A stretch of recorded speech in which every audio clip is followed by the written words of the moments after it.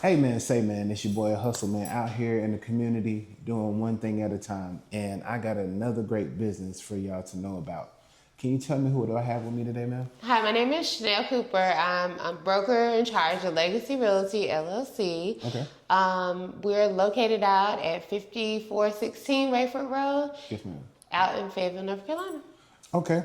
So give me a little bit of rundown what you do for the company as far as, you know what I'm saying, in the business. Okay, Yes, ma'am. so I'm a real estate agent and also run the firm. So I'm in charge of making sure that all the agents are in compliance. We work with buyers and also sellers. We do commercial property and property management. Okay. So my thing is, what credentials do you have to come to y'all to get one of y'all properties that y'all have open? Okay, so in order to get a property, you would have to have a pre-approval or from your lender or also paying cash, but we can help you and assist you with some of the great lenders that we have in the area. Yes, ma'am. And how many properties do y'all have in Fayetteville, North Carolina, so people can know, you know what I'm saying, what the number is? Well, I have not done a market search for this morning, but if somebody gives me a call, I can definitely let them know because the numbers go up and down with the inventory pretty much almost daily. Yes, ma'am. And I know there's a high market for good houses. So say like properties would be like a 4 bedroom, you know what I'm saying, house. I wouldn't say like what is that, mid-level, like upstairs, downstairs type thing. What would y'all call that? Like upstairs, downstairs? So we have the two levels. We also have like the tri levels, where some of them have like a partial. They'll have like a level that goes down, and then they'll have a level that goes up, and then they'll have one in the middle. Okay, yes, ma'am.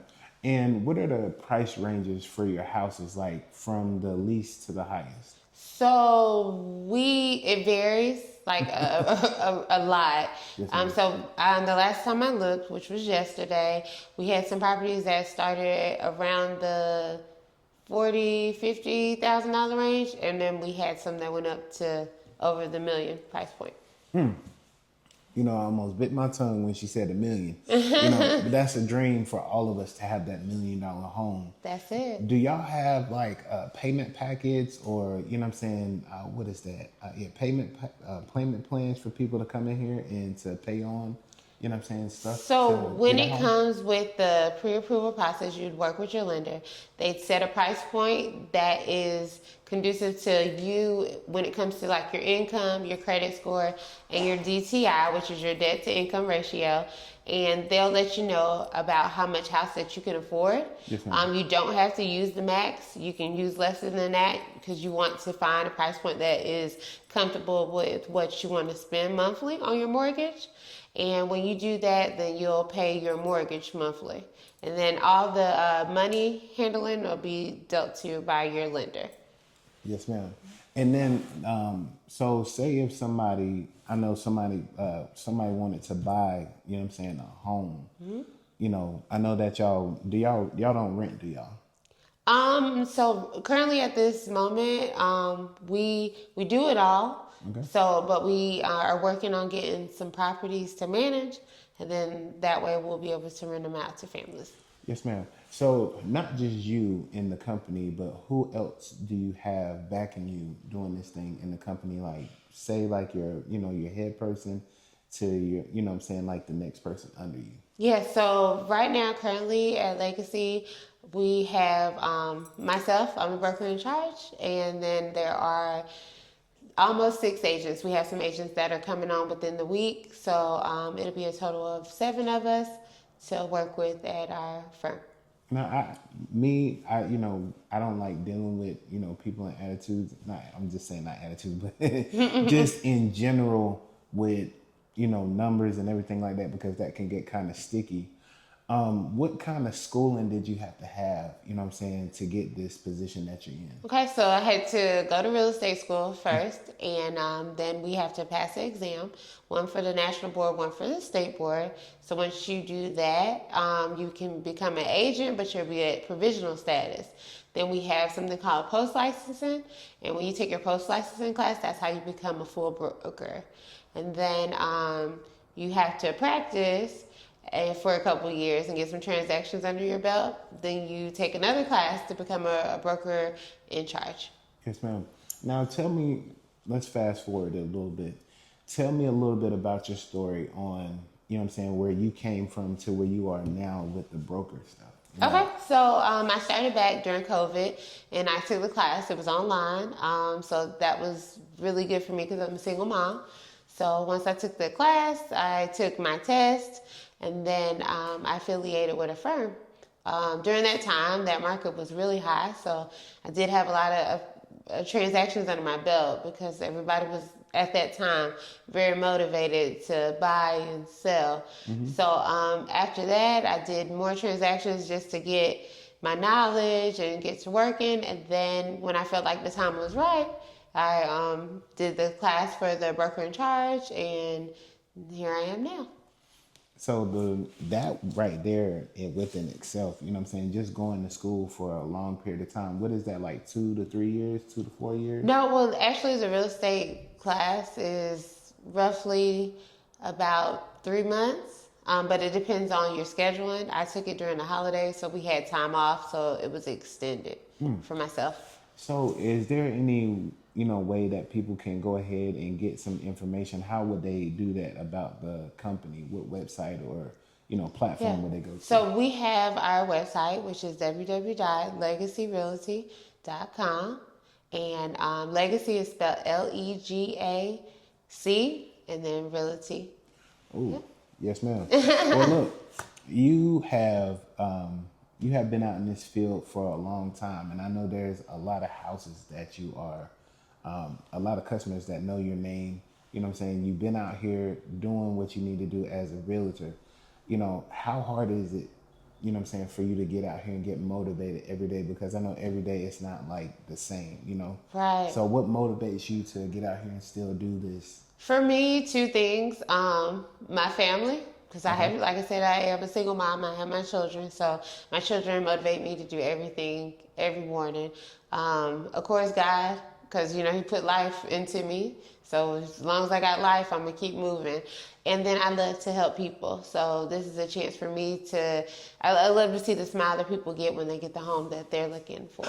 Yes, ma'am. And that is, I've been there cleaning out houses or helping people move furniture into their new homes and stuff like that. So I know the process of, seeing a person with a smile on their face, understanding the joy of getting, where they're going to.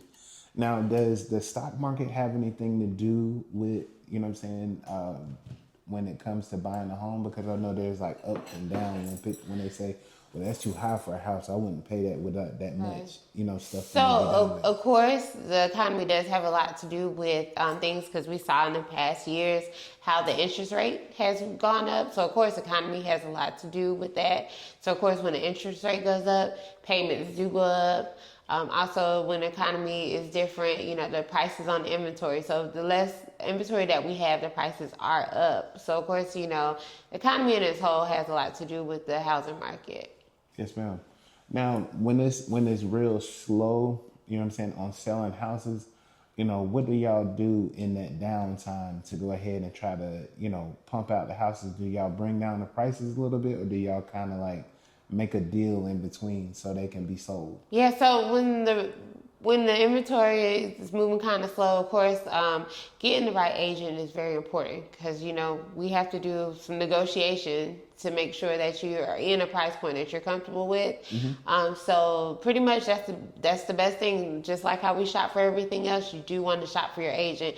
So it's always good practice to have a buyer consultation with multiple agents to choose the one that you feel like best fits your family situation.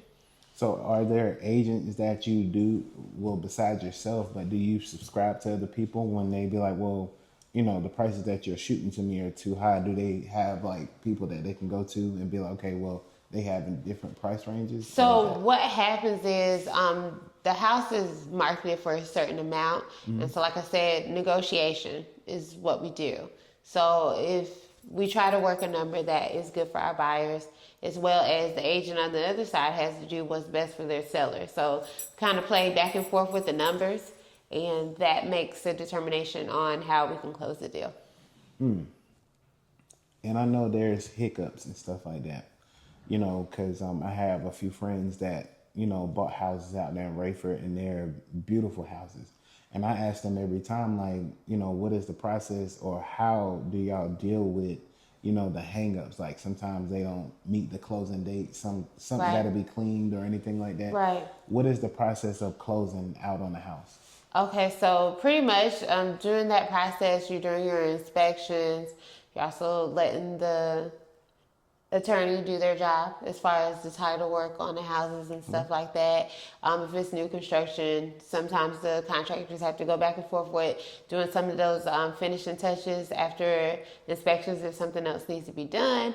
So that's what we're doing during that process. But also on the buyer part, you need to make sure that you keep up with your credit score, and make sure you're staying in communication with your lender to make sure that you're getting all your forms and verifications done. So it's pretty much a lot of different entities working together to make sure that the deal gets closed. Okay. Yes, ma'am. And like I said, I seen it. One friend of mine, she had a shed in the back, and they gave her pretty out heck about that shed. It needed maybe a hole or two patched in it because there was a tree during the storm that fell on it. And, you know, she couldn't get nobody to come out there and everything like that. And I guess what the agent done was, you know, give her a little bit more time, or give her, you know what I'm saying, some of the money that she was paying in towards the, you know what I'm saying, towards the building, or took it off of what she was paying towards the building. So she had the broker or agent had her people come out there and fix the, you know, stuff, not tear it down, but fix the top of it, and then pull the tree limb that fell into the storage. Yeah. So I guess that's a deal that they came up on, but that was really dope to have that agent do that. Sometimes it's hard for agents to do it, and they be like, well, no, we just want y'all to go ahead and deal with it. Have you ever had somebody real difficult to deal with in this process? I have ran into different situations because every scenario is definitely different on how we're going to be able to close the deal. But as an agent, sometimes we just have to do what we have to do, whether it be paperwork or just trying to work out something so we can close the deal for our families. Unfortunately, some deals are not able to be closed for whatever reason.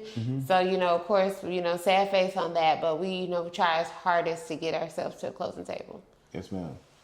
If there was some advice that you can give to somebody, you know what I'm saying, that's going into being an agent, you know what I'm saying, to buy houses and stuff like that, what would you give them, you know what I'm saying, going forward? Because, you know, it's good to give somebody some good advice on how they're supposed to do their craft. Yeah, as far as it goes with an agent, the best practice is always to have a listening ear when somebody that is a seasoned agent is trying to tell you something. They're not necessarily trying to take over or make you be like them, but they're just giving you some good advice, because like I said, this market can get kind of difficult sometimes, whether it be trying to find clients when you're doing your marketing and lead generation, or even when things, and we do have those hiccups that come up in a transaction, you just have to be willing to humble yourself enough to listen. Yes, ma'am. Always be teachable, y'all, because it is coming down to the days and times where we have to be like that. You know, everybody wants to be alone, but sometimes, you know what I'm saying, it takes a mentor, it takes a good person to go ahead and show faith that they're going to, you know, be by your side. And that's hard to do out here nowadays. So don't shun nobody away because they giving you advice or they're giving you criticism, as they say. You know, and I know that you probably came up on a time where somebody has pulled you to a side. You just got out of school. You know, you ready, you rocking and rolling, and then that person come down and sit down and talk to you, and you're like, you know, why is this? It's not why is this, it's why do I need to sit here and tell you this, because they don't want you to make the same mistakes. Right. Who was that person that gave you, you know what I'm saying, that pushed you into this real estate stuff? So really, I just have really too many people to just like to name them out, but for different reasons, you know. Some people because of your personality, you know. Some because of your love for people, you know. Some because they know where I've had a passion and wanted to do this, but at some point I couldn't because real estate school was a traditional day of a 9 to 5 class, and being a single mom, you just can't do that because I had to work. And then in the evening, you needed to take care of your children. I'd always have in daycare and everything like that. So there were people that knew my story, so they're like, hey, it's time, go for it. So, we always have the people that motivate us, people that love us, and people that, they kind of put a foot in the butt, to tell you to keep going, that's it. So my thing is, being a single mother, how do you balance, work and family time? Because I know there's a lot of days that you spend in here, 8, 9 hours, maybe 12 at the most. How do you break that down between work and family? Me, I do involve my children in the process, I have a little one. She loves to go to open houses. She loves to help me set up and stuff like that. So it may be a Saturday or Sunday where I want to spend time with her and I also want to do work. So I just kind of learn how to combine it. I have an older one. I used to take her with me. She doesn't want to be a real estate agent, but at some point I, was trying to say, hey, what about this profession? So, I used to take her around and, let her see when I'm looking at different neighborhoods that are coming up. Sometimes I go to houses that are on the market just to look at them, so I'll be able to market them. Okay. So I used to take her with me. My son, I used to have him set up the signs and stuff like that. So I try to include it too, so they can see that mom's working, but mom also wants to spend time with you. Yes, ma'am. Hey, teamwork makes the dream work. No matter what age you are, from diapers to the pins, if you can crawl, walk, skateboard, she's going to put a sign in your hand to make sure you go ahead and get it out there so she can know, hey, this is what I do. I love it. I love it because, there's not too many mothers out here that would do that. I want to spend time with y'all, but y'all going to have to come and, be out here and work with me so y'all can see what I'm doing. I'm not just out here, pushing y'all away, but this is the way that mom is making a way for us to be a family. And that's commendable for what you're doing. Thank you. So I never want to take away from anybody of what they're doing. But, what are y'all big plans for in Fayetteville? Because it looked like y'all just moved into the building. Yeah. What are y'all big plans for Fayetteville right now? So our big plans is to get as many families in a home as possible, even if it's needing to, send them out to certain lenders, working with credit specialists, whatever we need to do to try to nurture you to the closing table, we want to do so. We also, my business partner, he is also a general contractor. So we do have some other great programs that are available for some sellers that may be looking to get repairs done to their home, as well as we have people, there's a weatherization program, we do energy audits. So the company does specialize in a lot of different things. Yes, ma'am. That is big within all itself because, you got to make sure a home is protected. You got to make sure that person or that family that is buying, that home and they feel protected. What are the breakdowns that y'all have in y'all protection plan to make that homeowner feel good about buying that home? So when a client buys a house, we try to get them a home warranty included with their offer. So at least they're secured for the first year and then they can take over the payments on that. Mm-hmm. And that a homeowner's warranty helps with, securing the appliances or some of the repairs that may be done. So instead of being responsible for the full cost, you can pay a deductible or a service fee. So but there's a lot of things that, price-wise is very expensive if something goes wrong with your home. So that helps a lot. Can you give me like a price breakdown of like somebody coming and be like, hey, I need a window pane or something like repaired in my house, or a door, it has a draft in it, I might need it replaced. What kind of... I don't really have a specific price point because I don't handle that part. But what I can do as an agent is I, give them a couple options of some people that I know that do really good work, and they try to be very reasonable when it comes to the price points. Yes, ma'am. Hey, look, like I said, I might be in the market for a house one day, so I need some great people. And over here, they got you the way that they got you, because they're not going to let anybody walk out the door without buying a home, or at least be in the runnings for buying a great home. Come and see these guys because the sky's the limits on whatever house you want. You know what I'm saying? If you want to buy a trailer park, they might can help you with that. But it's sky's the limits over here. Miss Cooper, I appreciate you for, you know what I'm saying, being a person that is out here caring for people's families. You know what I'm saying? Letting people know that it's all of what you put in it, and being somebody that does not give, you know what I'm saying, any, I wouldn't say any harm, but show people options on what they can do to be here fully for their home. Right. Yes, ma'am. Yep. Can you tell people where they can find you at, ma'am? Yep. Again, we're LEGA-C Realty, LLC, and we're located off of Rayford Road. We're at 5416 Suite B. Give me a visit. We'll be here at the office. Also, you can give me a phone call. My telephone number is 910-733-8800. And once again, we do have a website, which is www.legacyrealty.com, and legacy is spelled LEGAC. Yes, ma'am. Hey, man, man, look, it's another great interview, and it's another great episode of Hustle Man Podcast, man. Y'all have a great one. Hi, I'm SHENELLE Cooper, broker in charge of LEGA-C Realty. I just got interviewed by Hustle Man Podcast. If you're interested in buying and selling your home, reach out to me. My telephone number is 910-733-8800. And we're located off of 5416 Rayford Road, Suite B. We're here at any time. Let us know. Yeah.